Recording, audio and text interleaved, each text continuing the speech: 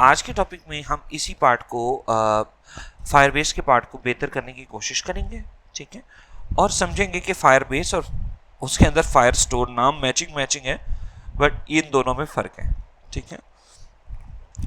Fire store कैसे काम करता है, ठीक है, जैसे कि उसका नाम बता रहा है कि फायरबेस के अंदर ये कोई स्टोरेज काम करने की मदद देगा। तो शॉर्ट फॉर्म में उन्होंने फायर का बेस हटा के फायर के साथ स्टोर का लफ्ज़ लगा दिया।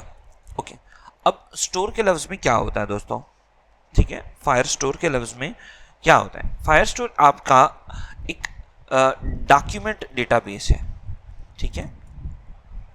रिजवान, ये कौन सी डेटाबेस है? हमने इनका नाम पहले नहीं सुना। हमने रिलेशनल सुना है, हमने नॉन रिलेशनल डेटाबेसेस सुना है, ठीक है। डॉक्यूमेंट डेटाबेस क्या होती है? It's just a fancy name and it's just a fancy way to explain things, ठीक है। आइए इसको थोड़ा सा हम करते हैं। जो आप लोग टेबल्स कहा करते थे, ठीक है जी, वो यहाँ पर कलेक्शंस हो जाएंगे, और जो आपके टेबल में रोज हुआ करती थी, ठीक है जी, वो आपके यहाँ पर क्या हो जाएंगी? डॉक्यूमेंट्स, ठीक है। और डॉक्यूमेंट्स में भी वो होगी क्या? जेसन ऑब्जेक्ट, ये होंगी, ठीक है। अच्छा रिजवान, उधर तो हमारे पास होता था एक फॉरेन की होती थी, एक प्राइमरी की होती थी, आपस में हम उनकी मदद से लिंक करते थे, हम जॉइंट्स लगाते थे, हम बेसिक इंफॉर्मेशन बनाते थे। How would that work here?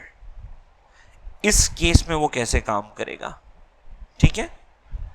इस केस में वो कैसे काम करेगा कि फायर स्टोर के साथ हमारा टेबल्स एंड कलेक्शंस कैसे काम करेगा? वेल, डॉक्यूमेंट डेटाबेस या ऐसी डेटाबेसेस जिनके अंदर आपको टेबल्स वगैरह का कॉन्सेप्ट नहीं दिया जाता, ठीक है, रिलेशनल डेटाबेसेस में से ये नहीं है, आपको यहाँ पर ज़रूरत नहीं होती, ठीक है। आप यहाँ पर जितना मर्जी डेटा रखें, क्योंकि आप गौर करें आपका ऑथेंटिकेशन वाला मॉड्यूल ही अलग है, ठीक है, ऑथेंटिकेशन वाला मॉड्यूल ही अलग होता है, वाइल आपका फायर स्टोर का मॉड्यूल अलग है। आपको कोई फॉरेन की, कोई यूजर्स का टेबल वो बनाने की ज़रूरत नहीं होती, वो ऑलरेडी बना हुआ होता है। सो इस कॉन्सेप्ट से हमें ये समझ में आता है कि जी हर स्पेसिफिक चीज़ का एक दूसरी जगह पर पड़ा होना, ठीक है। अब फायर स्टोर डेटाबेस के अंदर हम लोग नॉर्मली खुद कुछ भी नहीं करते, ठीक है।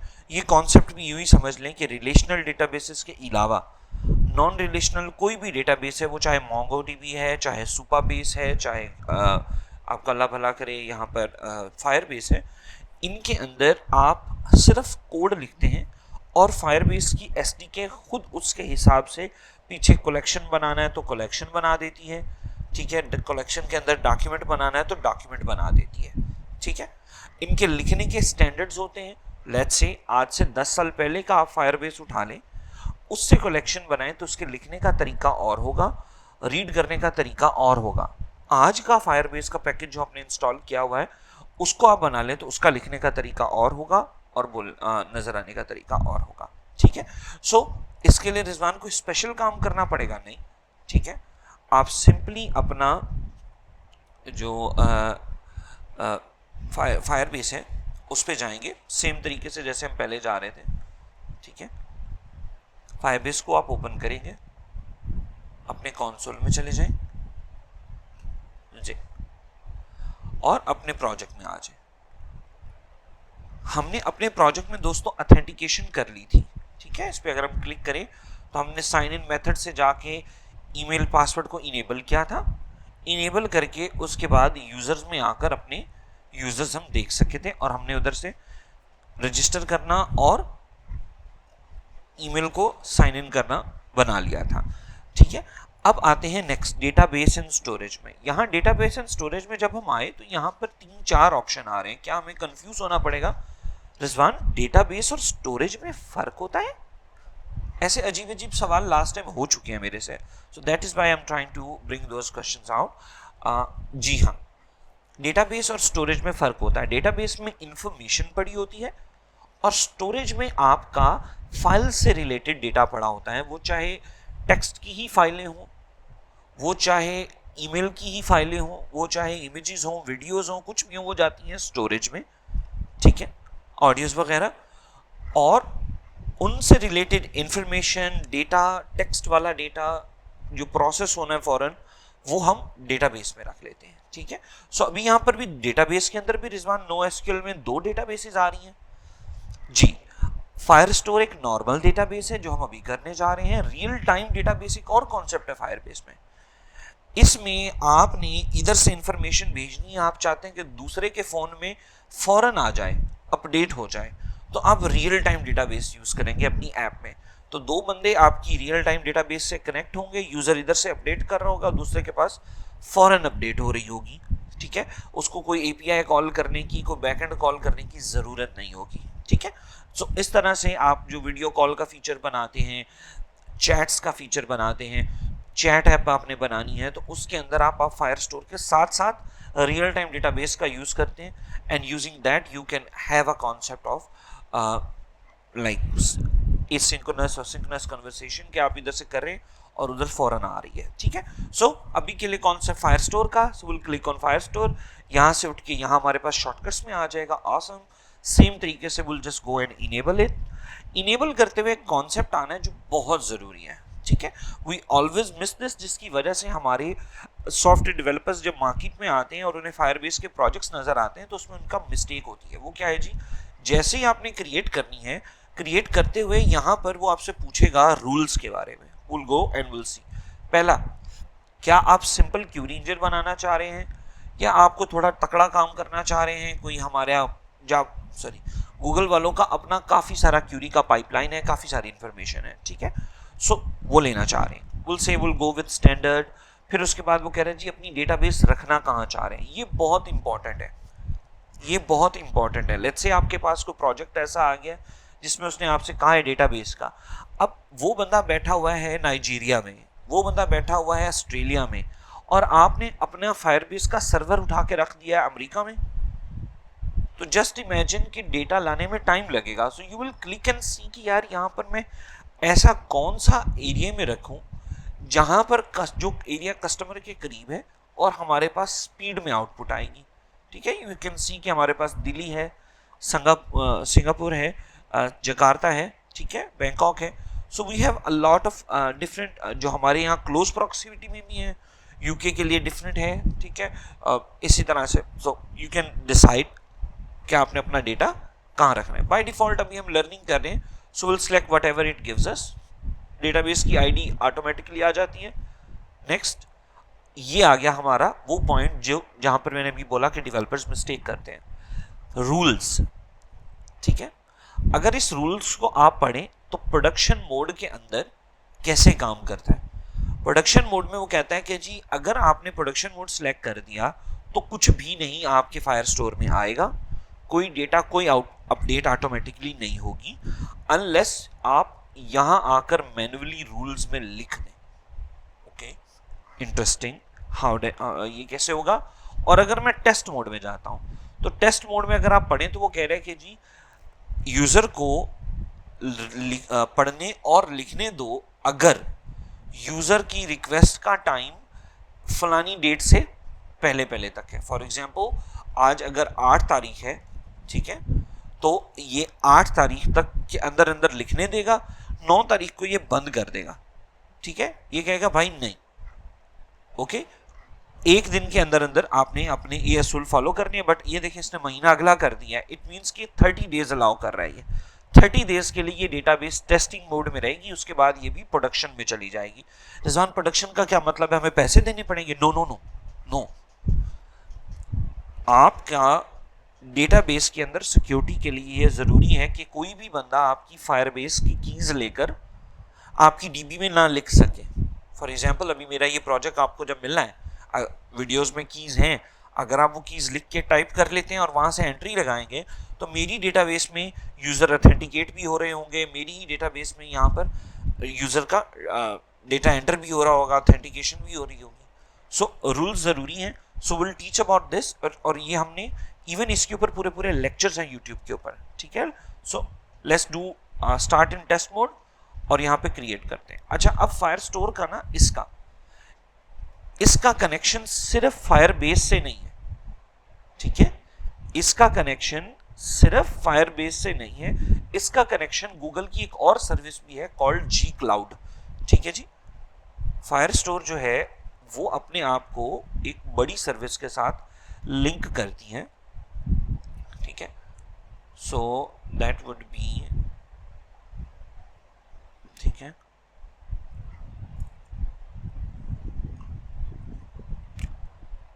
That would be G cloud. ठीक है रिजवान, जी क्लाउड क्या होता है? ठीक है, जी क्लाउड गूगल की अपनी एक ऐसी सर्विस है कि जिसके अंदर आपके पास बड़ी तकड़ी चीजें पड़ी हैं। ठीक है, बहुत तकड़ी चीज, सबसे इंपॉर्टेंट चीज जो है वो है सीक्रेट मैनेजर। ठीक है, उसके बाद आता है IAM मैनेजर, ऑथेंटिकेशन मैनेजर, और इस तरह से बहुत सी सर्विसेज है। ठीक है, it goes on and on. आपको नाम से ही अंदाजा हो रहा होगा कि आपकी ये वाली फायरबेस के अंदर अगर आपने कोई लेट्स से पेमेंट लगानी है, ठीक है, आप चाहते हैं कि मेरा स्ट्राइप की पेमेंट चले, आप चाहते हैं मेरा पेपाल चले या जैज कैश चले, तो आप यहां डायरेक्ट अपनी सीक्रेट्स वगैरह नहीं रखेंगे। फायरस्टोर का डायरेक्ट कनेक्शन है जी क्लाउड से, आप जी क्लाउड वालों का सीक्रेट मैनेजर यूज करेंगे, अपनी सारी कीज सीक्रेट मैनेजर में जाके रखेंगे और फायरस्टोर से कहेंगे अच्छा ठीक है यूज करो। फायरस्टोर देखेगा अच्छा सीक्रेट मैनेजर इनेबल्ड है, इट मींस मैंने अपनी ENVs, मेरी इन्वायरमेंट वेरिएबल की कीज जो है मैंने यहां से लेनी है। ठीक है, अब वो आगे चल के और भी सॉफ्टवेयर डेवलपमेंट में हम चीजें पढ़ेंगे तो आपको और समझ में आएगा कि सीक्रेट मैनेजर की क्या जरूरत है। रिजवान, हमारे पास तो .env फाइल पड़ी होती है भाई, वो .env आपने फायरस्टोर को भी तो देनी है ना। फ्यूचर में चल के बहुत सारी ऐसी चीजें हैं जो आपको सीक्रेटली देनी पड़ती हैं अपनी फायरस्टोर डेटाबेस को काम करने के लिए, अपने फायरबेस के सर्विस को काम करने के लिए। सो इट्स रिकमेंडेड कि आप जी क्लाउड को यूज करें, बाय डिफॉल्ट ये अटैच ही होता है। IAM मैनेजर क्या होता है रिजवान? ये है, यूं समझ ले कि ऑथेंटिकेशन मैनेजर है। आपने लेट्स से कोई थर्ड पार्टी सर्विस लगानी है जो आपके बिहाफ पे आप चाहते हैं कि वो आपकी फायरस्टोर डेटाबेस यूज करे, तो आप बार बार खुद से बटन नहीं दबा सकते। रिजवान भाई वो कैसे, क्या मतलब मेरे बिहाफ पे कौन सी सर्विस चलेगी? जी, आपने कोड बनाया, आपने कहा प्रोडक्शन पे जाने से पहले सारे कोड के टेस्ट रन करो और मेक श्योर करो कि CI/CD पास हो। वो CI/CD आपके बिहाफ पे काम करने वाली कोई थर्ड पार्टी एप्लीकेशन होगी, ठीक है, वो आप यहां पर गूगल क्लाउड के सीक्रेट मैनेजर से अटैच करेंगे, वो आपके बिहाफ से ये सीक्रेट यूज करेगी और फायरस्टोर को एक्सेस कर सकेगी और आपका काम करके आपको दे देगी। बात समझ में आती है कि कोई भी थर्ड पार्टी ने आपने काम करना है तो जी क्लाउड बीच में आ जाता है हमेशा। बट एडवांस कॉन्सेप्ट है जी क्लाउड, बस बताना जरूरी था कि रिकॉर्डिंग में आ जाए। ठीक है, आगे इंशाल्लाह हम पढ़ेंगे। ठीक है, सो we're still going fast today, but that's what we are now. Okay, वापस चलते हैं। हमने अपना अच्छा रिजवान, यहाँ मैंने ना कोई कलेक्शन नहीं बनाया, ठीक है, कोई कलेक्शन के अंदर कोई अपना डॉक्यूमेंट नहीं बनाया, डमी के तौर पे बना लेते हैं। कलेक्शन का नाम रखते हैं टेस्ट कलेक्शन। ठीक है रिजवान, इसमें कोई स्टैंडर्ड्स हैं? कोई स्टैंडर्ड नहीं है, आपने स्पेस लिख दिया कोई बात नहीं, ठीक है चल जाएगा, बट कोशिश करें कि ना लिखें, नाम के बीच में स्पेस ना आए। मैंने डमी के तौर पे डाली है। अच्छा जी, डॉक्यूमेंट आईडी पे आ जाए। एक कलेक्शन, एक टेबल उस वक्त तक वजूद में नहीं आएगा जब तक कम से कम उसमें एक डॉक्यूमेंट ना हो, ये पहला असूल है उनका।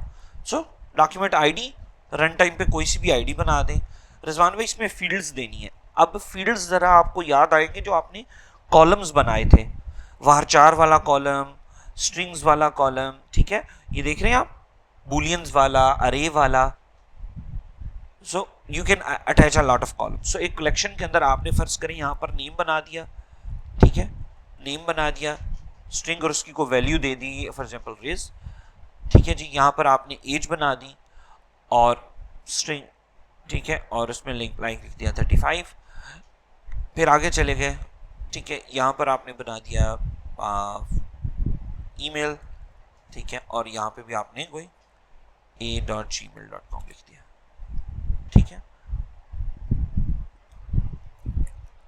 ठीक है, आपने ये 3-4 फील्ड बना दी और जितनी मर्जी बना लें, ठीक है। ये आपने जैसे ही ऐड किया, यहाँ पर एक कलेक्शन आ गया, ये उसमें एक हमारी ऑटो आईडी से डॉक्यूमेंट आ गया, और यहाँ अब रन टाइम पे यहाँ आप और भी फील्डें ऐड कर सकते हैं, यहीं पे जो मर्जी ऐड करें। अच्छा रिजवान, अगर एक और कॉलम बनाऊं, यहाँ पर मैंने एक और डॉक्यूमेंट बनाया, ठीक है, और उसमें नेम की जगह मैं यहाँ पर लिख देता हूँ पर्सन, ठीक है, और यहाँ पे हम लिख देता हूँ जेड, ठीक है, और ऐड कर देता हूँ। अब ऐसे हमारे बाकी टेबलों में नहीं होता था।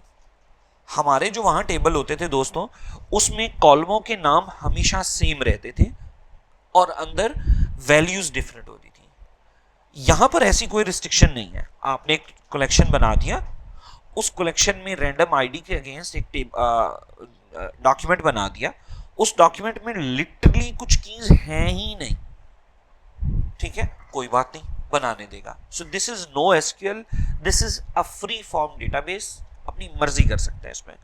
अच्छा जी, हमने बेसिक कलेक्शंस बनाए, बेसिक चीज़ें समझने की कोशिश की, इनको अब हम डिलीट करते हैं, हमें कोई ज़रूरत नहीं है, ठीक है। और यहाँ से हमने अपना पूरा का पूरा कलेक्शन ही उड़ा दिया,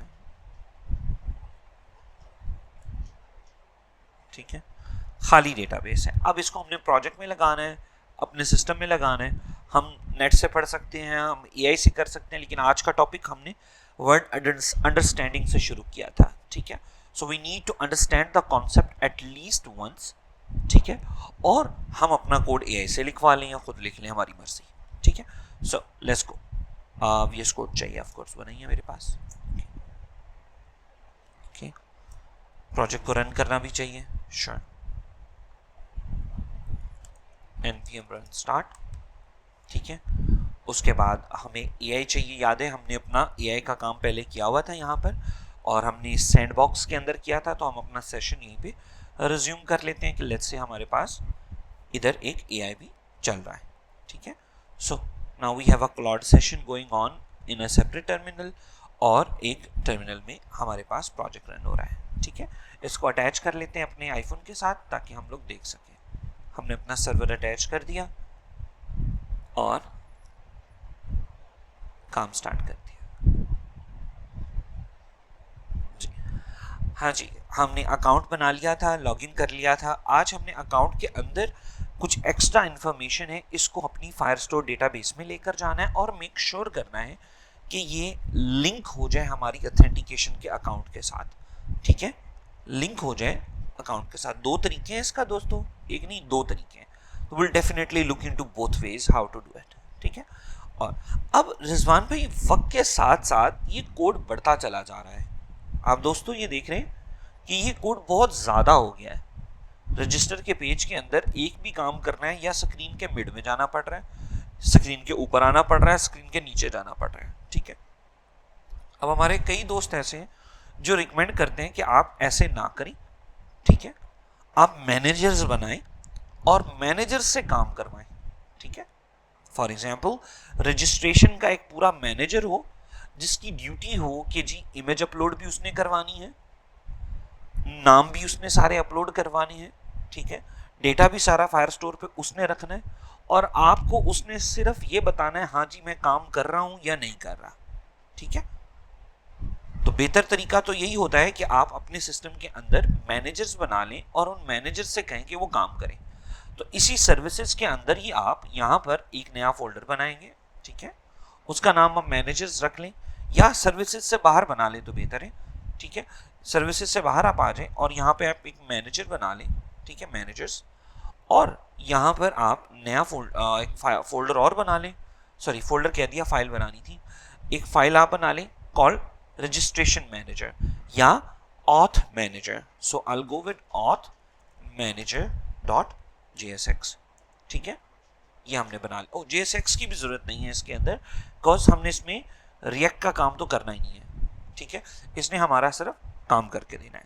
अब इसके अंदर दो तीन तरीकों से काम हो सकता है। हमारे पास बहुत मल्टीपल टाइप की प्रोग्रामिंग है, हमारे पास फंक्शनल प्रोग्रामिंग है, हम फंक्शनल कर सकते हैं, हमारे पास जावा की OOP ऑब्जेक्ट ओरिएंटेड प्रोग्रामिंग है, हम वो भी कर सकते हैं, ठीक है। ज्यादातर हम मैनेजर्स की सूरत में तो आई वुड रिकमेंड कि आप OOP करें, ऑब्जेक्ट ओरिएंटेड प्रोग्रामिंग करें, ताकि आपका कोड सिंगल्टन मेथड के ऊपर चले। अब सिंगलटन क्या होता है ये भी आप लोगों ने अपने करियर में अभी तक कहीं ना कहीं नाम सुना होगा। इसको हम लोग डिजाइन पैटर्न्स कहते हैं, ठीक है जी, कि आप अपने सॉफ्टवेयर के अंदर डिजाइन पैटर्न यूज कर लें, कौन सा, सिंगलटन वाला। और सिंगलटन की एग्जांपल्स आपका मैनेजर हो और आप वो बना कैसे रहे हो, ऊप की मदद से बना रहे हो। बट अभी चूंकि वक्त हमारे पास कम है, will trying to learn something, तो मैं अभी कोई नया कॉन्सेप्ट अंदर नहीं लेकर आता। यहीं पर हम लोग एक बना लेते हैं कि लेट्स एक फंक्शन बना लेते हैं सिंपल, या एक फंक्शन सिंपल काम चल जाएगा हमारा, ठीक है जी, फंक्शन, और उसका नाम होगा रजिस्टर यूजर डिटेल्स, ठीक है। यहां पर ये डेफिनेटली यूजर की ईमेल भी ले रहा होगा, ठीक है, यूजर की ईमेल के साथ साथ, हाँ जी, सबसे पहले तो ये आपका ऑथ ऑब्जेक्ट ले रहा होगा, उसके बाद ईमेल, यूजर नेम, ठीक है जी, पासवर्ड की जरूरत नहीं है क्योंकि पासवर्ड हमारा सेव है कहीं, एज और जेंडर, ये सारी इंफॉर्मेशन ये फंक्शन ले रहा होगा, ठीक है। और यहां पर हम लोग क्या करेंगे, फायर स्टोर कॉल करेंगे, ठीक है, Firestore to do its job, ठीक है। इसको हम एसिंक कर लेते हैं और नीचे हम इसको सिंपली एक्सपोर्ट कर लेते हैं, ठीक है,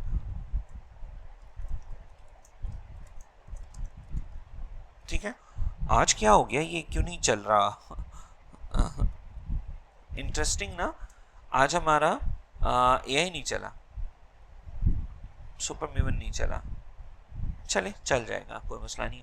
अच्छा, सो ये हमने छोटा सा बना दिया, विल जस्ट मेक श्योर कि स्पेलिंग वगैरह ठीक है, ऑसम। अब इसको हम वहां चुप करके जस्ट एक लाइन में यूज करेंगे, हमारा काम हो जाएगा, ओके। इंस्टेड ऑफ मैं ये सारा कोड यहाँ लिखता, ऊपर इंपोर्ट ये वो सारा कुछ करता, now we have a separate file जिसकी यही जॉब है। इवन ये वाला जो सारा काम मैं कर रहा था, रजिस्टर पे प्रेस करो, वैलिडेट करो, सारा कुछ करो, ये वैलिडेशन भी मैं उठा के यहाँ मैनेजर में ले जा सकता हूँ, ठीक है। ये वैलिडेशन भी मैं अपने मैनेजर में ले जा सकता हूँ, मेरा मैनेजर ही वैलिडेट करके दे देगा मुझे, ठीक है।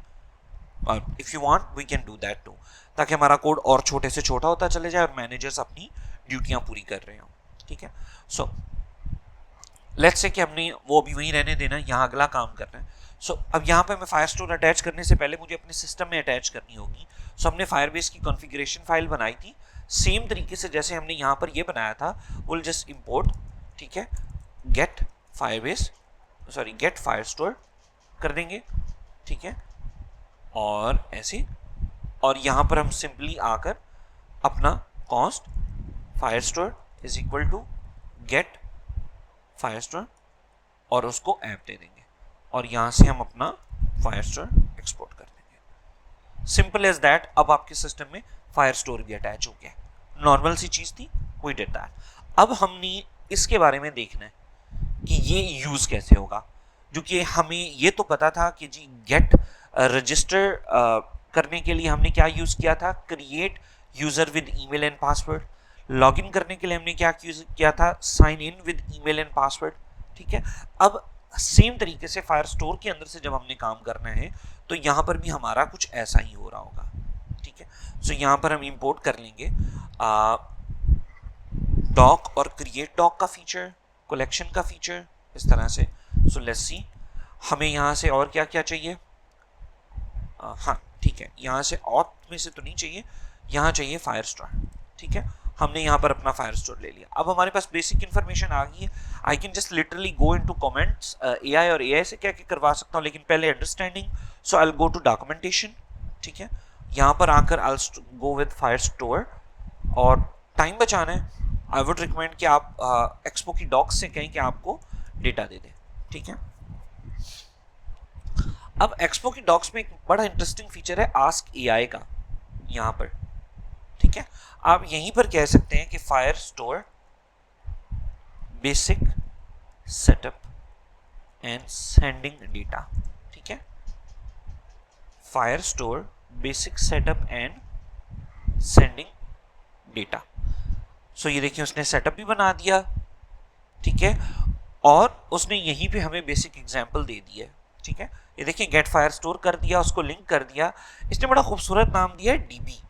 Instead of calling it Firestore, it named it as DB। मुझे अच्छा लग रहा है बट जाने देते हैं। आगे देखिए, उसने कहा जी अपनी डीबी आपके पास इंपोर्टेड होनी चाहिए किसी भी फाइल में, कोई मसला नहीं, आ जाएगी। और ये देखिए किस कलेक्शन में डॉक्यूमेंट ऐड कर दो, कोई डॉक्यूमेंट की वैल्यू चेंज कर दो, या हमें डॉक्यूमेंट पढ़ के दे दो डॉक्यूमेंट है क्या, ये सारी कीज इस तरह से यूज होंगी। आगे ऐड डेटा में उसने सिंपली कहा है ऐड डॉक के फंक्शन को आपने अवेट करा लेना है, उसको कलेक्शन बताना है, उसको बताना है मेरी ये वाली डेटाबेस है और ये वाला कलेक्शन है। रिजवान अभी तो हमारे पास कोई कलेक्शन ही नहीं है और ये वैल्यूज है, ये सेट कर देनी है। कितना इंटरेस्टिंग था कि जो मैं चाह रहा था मुझे यहीं पे मिल गया और अब मैं सुकून से बैठ के अपना काम कर सकता हूँ। तो ये भी बहुत अच्छा इनका डॉक्यूमेंटेशन का फीचर लगता है मुझे। ठीक है, यहाँ आए और अभी हमें यहाँ ज़्यादा चीज़ों की जरूरत नहीं है तो will definitely just go with add doc. ठीक है, और यहाँ पे हम शुरू करते हैं। ओके, पहला काम, यहाँ पर हमने डॉक्यूमेंट भेजना कहाँ पर है, कई तरीके से किया जा सकता है। साफ सुथरे तरीका तो यही है जो एआई अब सजेशन दे रहा है। ठीक है, इसको अब याद आ गया सजेशन देना। ओके, सो पहला सेशन वो कहता है कि जी आपने डेफिनेटली यूजर की डिटेल रजिस्टर करनी है तो आपके पास कोई ना कोई कलेक्शन पड़ा होगा। तो ये बड़ा जबरदस्त वेरिएबल नेम आ रहा है कि यूजर का रेफरेंस आगे कलेक्शन। जी ये ऑथ कहाँ से आई रिजवान, ये हम खुद भेज रहे हैं। ठीक है, हम हमारे पास पीछे एक फाइल में एक जगह पर चीज इंपोर्ट पड़ी है, हम वहां से इस फंक्शन को डायरेक्ट दे देंगे, ये यूज कर लेगा, हमें यहाँ दोबारा इंपोर्ट करने की जरूरत नहीं है। ठीक है, आगे आ जाते हैं। यहां पर कहता है कि जी आप यूं करें यूजर के डॉक्यूमेंट को ऐड कर लें। ठीक है, ये गलत है, ये गलत बता रहा है, ऐसे हमने नहीं करना। ठीक है, वैसे ये भी ठीक है, हाँ ये भी ठीक है, यस। यहां पर आपने सिंपली ये कर लेना है। ठीक है, और इस ऐड डॉक से पहले आपने अवेट कर देना है। अब एआई ने ऑटो सजेशन दिया तो लेट्स स्टडी। सो मैं बजाय ये यूजर रेफ बनाने के ये वाली लाइन डायरेक्ट भी उठा के यहां लिख सकता था। तो ये देखिए कितना गुडमुड हो गया। ओके, कितना गुडमुड हो गया। सो इट्स बेटर कि आप इसको सिंपली पहले ये बता दें कि यार मैं इस डेटाबेस की, oh why did I call it auth, should it be auth, no it should be DB. ठीक है, क्योंकि हमने किस डीबी में जाना है, ओके, ना कि ऑथेंटिकेशन में जाना है। ओके जी, किस फायर स्टोर में जाना है वहां का आ गया। फिर उसके बाद यहाँ यूजर्स आ गया कि यूजर्स का कलेक्शन होगा, हमारा कोई बना नहीं हुआ कलेक्शन। दोस्तों मैंने आपको बताया था कि अगर कलेक्शन नहीं होगा तो फायर स्टोर ऑटो बना देगा पहली बार। ठीक है, फिर मैंने कहा इसके इस रेफरेंस के ऊपर ये डेटा डाल दो। ठीक है, और ले गाइस आपका काम रेडी हो गया, एक ऐसा फंक्शन रेडी हो गया जो आपका ये डेटा फायर स्टोर में ले जाएगा। Simple as that. आप यहां आ जाएं और यहां आकर कहें कि जब अकाउंट बन जाए, ठीक है, जब अकाउंट बन जाए उसके बाद क्या करना। ठीक है, अगर रिस्पॉन्स आ गया है तो अभी आईडी नहीं भेजनी, अभी तो हम पहला काम कर रहे हैं कलेक्शन में लिखना। एक तो ना मुझे बहुत ज़्यादा एआई मुझे इसलिए अच्छा नहीं लगता, ये वक्त से पहले चीज़ें बता देता है। ठीक है, ओके, रजिस्टर यूजर डिटेल्स का फंक्शन हम यहाँ पे इंपोर्ट करेंगे, उसको सिंपली ईमेल जीमेल जो भी हमारे पास है वो दे देंगे। ठीक है, हमने क्या क्या भेजना था आपको याद होगा। यहाँ पर हमने इसको सबसे पहले तो अपनी फायर स्टोर डीबी देनी थी, ईमेल देना था, नेम एज जेंडर देना था। ठीक है, ये दे दिया। ओके, अब ये फंक्शन भी एक एसिंक फंक्शन है तो हमें इसके काम का भी इंतजार करना होगा। ठीक है, इसके काम का भी इंतजार करना होगा, अवेट करना होगा। अच्छा ठीक है, वो काम कर रहा है उधर। ठीक है, वो फायर स्टोर की डेटाबेस ले रहा है। अब ये फायर स्टोर हमने इंपोर्ट भी करना है, हमने यहाँ कहीं इंपोर्ट नहीं किया। सो ये रही सर्विसेज। यहाँ से हमने उसका नाम जो है दोस्तों क्या रखा है, fire store. I like the name dB here, so let's call that dB. ठीक है, और पीछे चलते हैं ऑथ मैनेजर्स में, सॉरी इंडेक्स में, रजिस्टर में, और यहाँ आकर कहते हैं कि ऑथ के साथ साथ हमारी डीबी भी ले लो, और यहाँ नीचे आकर हम उसे कहेंगे कि यहाँ से हमारी डीबी चली जाए। ठीक है जी, अब मेक सेंस कि रजिस्टर करते हुए जाना कहाँ है और ये वैल्यूज लेकर जानी है। आइए एक नया अकाउंट बनाते हैं और देखते हैं क्या असर होता है इसका। ठीक है, अब यूजर नेम हम टेस्ट करते हैं रिक्स। ठीक है जी, ईमेल करते हैं rigs@gmail.com। ठीक है, पासवर्ड बनाते हैं QWERTY123, एज बनाते हैं 35 और जेंडर मेल कर देते हैं और रजिस्टर का बटन दबाते हैं। ठीक है, चलिए ऐसा करते हैं, रजिस्टर का बटन दबाने से पहले हम ब्राउजर साथ खोल लेते हैं। ओके, यार ये क्या हो रहा है, ये पूरी इन्फॉर्मेशन क्यों नहीं आ रही। अच्छा हाँ, ये हमने ब्राउजर साथ खोल लिया और ये हमारा फायरस्टोर डेटाबेस भी ऑन है। जैसे मैंने दोस्तों यहाँ रजिस्टर का बटन दबाया, आपने गौर करना है यहाँ क्या होता है। अच्छा जी, आहा, register user details doesn't exist, which means कि मैंने इंपोर्ट नहीं किया। ठीक है, एआई ने सजेशन तो दिया, लेकिन एआई ने इतनी तकलीफ नहीं की कि यहाँ से इंपोर्ट भी कर दे। ठीक है, okay, will just do import, thank you. Manager से हमने इंपोर्ट कर लिया। अब फिर ट्राई करते हैं, is it right, no it's wrong import again. Managers के अंदर हमने इंडेक्स फाइल तो बनाई नहीं, दैट इज वाई। आप गौर कर रहे हैं, हमने आगे चल के और भी तो मैनेजर्स बनाने हैं, सो इट्स बेटर कि आप यहाँ पर इंडेक्स फाइल बना लें। ठीक है, और यहाँ पर आप कहते हैं कि export everything from auth manager. अब ये चल जाएगा। ठीक है, अब ये क्या होगा कि मैनेजर्स से डायरेक्ट ले लेगा रजिस्टर यूजर डिटेल्स। अब अगर मैं रजिस्टर का बटन दबाता हूं तो देखते हैं क्या होता है। आहा, वो ऑथेंटिकेशन हो गई थी इसलिए वो चीख रहा है। तो let's C register 1, okay, let's see, ये हो गया। और लेट्स सी यहाँ कलेक्शन में क्या होता है इम्पैक्ट। रीलोड कर लेते हैं। ठीक है, कलेक्शन के पेज को हमने रीलोड किया। आप देखें खुद एक यूजर्स का कलेक्शन अपीयर हो गया है, उसमें खुद एक ऑटोमेटिक की अपीयर हो गई है और उसमें ऑटोमेटिकली डेटा आ गया। डज इट मेक, अब यहां एक लोचा हो गया। अब ये आजाद कलेक्शन है। रिजवान, आजाद कैसे? ये गौर करें, इस कलेक्शन की आईडी एक रैंडम सी आईडी है। How would I relate this ID to users authentication? For example, रिज1 की आईडी ये है, डू यू सी दैट? अगर मैं इस आईडी को आपके सामने रखूं, वो ये है जिसके एंड पे 802 और शुरू में R1 आ रहा है। ठीक है, और यहां पर ये डेटा स्टोर हो गया है एक रैंडम आईडी के साथ। Do see that? So it means data store तो हुआ लेकिन आपस में लिंक नहीं बना। There can be two ways to do it. इनका अपना एक फीचर आता है अपडेट प्रोफाइल का फीचर। ठीक है, वो ऑटोमेटिकली लिंक कर देता है। बट चूंकि हम लोग प्राइमरी की और सेकेंडरी की के कॉन्सेप्ट से आ रहे हैं, so let's not do that. ठीक है, let's not do that at the first, कल कर लेंगे उसको। अभी के लिए we try to use that की कि अकाउंट बनते साथ ही जो ऑथेंटिकेशन में यूजर की आईडी बनी है वो दे दो, उसकी मदद से कलेक्शन बना दो। This is what I want. ठीक है, ये मैं चाह रहा हूं कि हो जाए।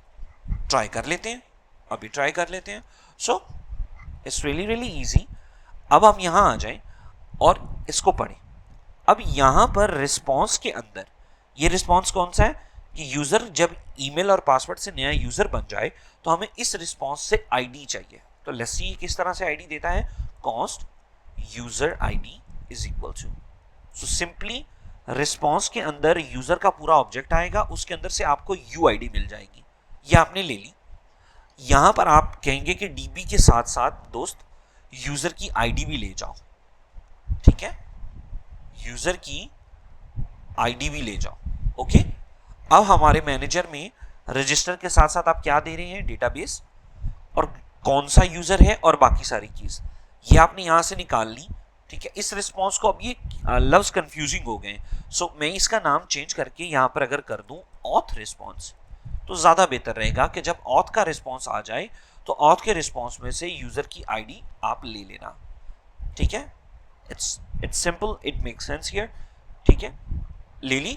उसके बाद सिंपली आप रजिस्टर यूजर डिटेल्स के अंदर चले जाएं अपने फंक्शन में। ठीक है, ऑथ मैनेजर के अंदर यहां आके आप इसको करना शुरू कर दें। यहां पर आप उसे कहें कि आपको ईमेल के बाद क्या आनी है, यूजर आईडी। ठीक है, तो ये हमने क्या बनाया है, यूजर रेफरेंस। ठीक है, अब हम ऐड डॉक की जगह यहां क्या लिखेंगे, सेट डॉक। ठीक है, और यूजर रेफरेंस की जगह हम क्या लिखेंगे, डीओसी। फिर उसको हम यहां दे देंगे, ये सिंपली हमारा डीओसी आ गया और यहां एक एक्स्ट्रा ब्रैकेट आ गई। ठीक है, ऐसे।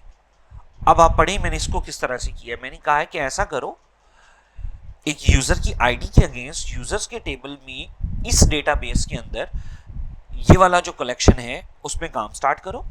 इस कलेक्शन को मैंने ऐड कर दिया कहां पर, यहां पे, और यहां कह दिया सेट डॉक, एक डॉक सेट कर देना। डिटेल्स ये हैं और ये वाली वैल्यूज सेट करना। आइए अब ट्राई करते हैं।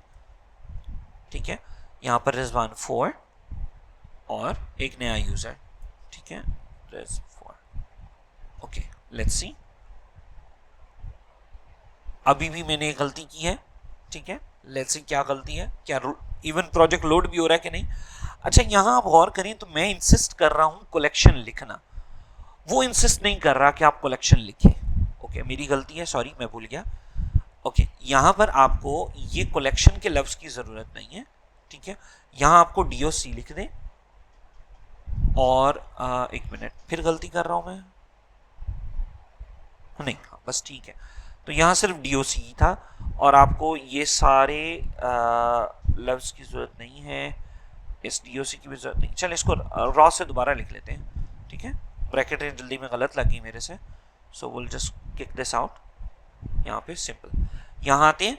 मैंने कहा जी अब सेट डॉक के अंदर आपने ये यूजर रेफ लिखना है। ठीक है, और वैल्यूज लिख देनी है जो भी आपकी है, email, user name, age, gender. ठीक है, अब रजिस्टर करते हैं और डेटा खोलते हैं एंड लेट्स सी। ठीक है, चीजें चेंज हो गई हैं गाइस। आपने देखा कि मैंने जितना भी किया, it took some time to do it. अब यहाँ पे अभी कोई डेटा अपडेट नहीं हुआ। लेट्स सी, कोई रिफ्रेश का बटन इन्होंने यहाँ दिया हुआ है, नहीं दिया हुआ तो वी नीड टू रीलोड।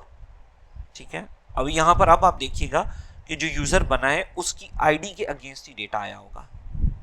ओ, आया ही नहीं, हमने बटन नहीं दबाया, अब दबाया फायर। अच्छा, वो ईमेल ऑलरेडी रजिस्टर हो गया। ओके, आहा, डीओसी इंपोर्ट नहीं किया। सॉरी गाइस, मैं आपकी चैट नहीं देख रहा, दैट इज व्हाई। यहां से you have to import DOC as well, this DOC wasn't imported. फिर यूजर का डेटा जाया हो गया। इंटरेस्टिंग। ठीक है, ओके जी, रिसेक्स। अब इसको करते हैं। सेट डॉक भी आपने इंपोर्ट नहीं किया, शाबाश। Set doc, okay, 7 and 7। So guys, हम चाहते तो 1 मिनट में कर देते, लेकिन अंडरस्टैंडिंग के साथ किया है तो अब कम से कम इस साल तो कोई नया वर्जन आने नहीं वाला। सो मुझे भी याद रहेगा और एआई का कोड भी मैं वैलिडेट कर सकूंगा। ठीक है, ये देखिए, ये ऑटो अपीयर हो गई आईडी और ये देखिए ये डेटा भी आ गया। अब इस आईडी का नाम पढ़िएगा, ZIZ और एंड पे A2 है। ठीक है, अब अगर मैं यही चीज इधर जाऊं और देखूं रिजवान 7 की क्या आईडी है, ये रिजवान 7 की ईमेल है। और ये देखिए, इस आईडी को अगर मैं कॉपी करूं, दिखाऊं, तो ये देखिए ZIZ A2। So it means अब लिंक बन गया है कि यूजर साइन अप कहीं पे पड़ा हुआ और उसका डेटा भी पड़ा हुआ। ठीक है, सो this is how you set up a basic Firestore.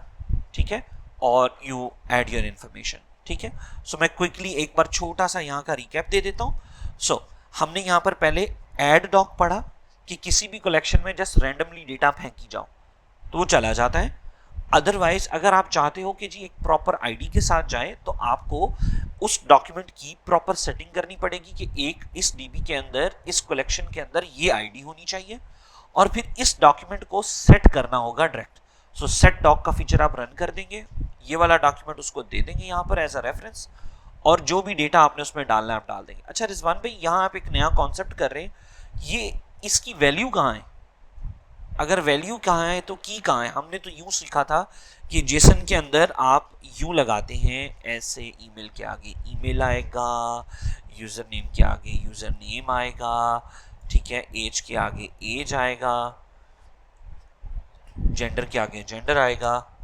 ठीक है, सो दिस इज आल्सो राइट, ये भी ऐसे ही काम करेगा। लेकिन जावास्क्रिप्ट ऑब्जेक्ट नोटेशन के अंदर ये एक इंपॉर्टेंट फीचर है कि जब आप ऐसे ऑब्जेक्ट बना रहे होते हो, ठीक है, जब आप ऐसे ऑब्जेक्ट बना रहे होते हो तो क्या करना है आपने, ठीक है, तब आप अगर आपकी कीज और वैल्यूज का जो वेरिएबल नेम है वो सेम है तो आप उसको सिंगल तरीके से भी लिख सकते हो। ठीक है, ईमेल कॉलन ईमेल बराबर है खाली ईमेल लिखने के, कि की भी यही है और वैल्यू भी इसी के अंदर से ले लेना, यूजर नेम में भी की भी यही है, वैल्यू भी इसी के अंदर से ले लेना, एज भी ऐसे ही। और ये एक ऐसा कॉन्सेप्ट है जो यूजुअली नहीं बताते लोग, लेकिन you should know about this.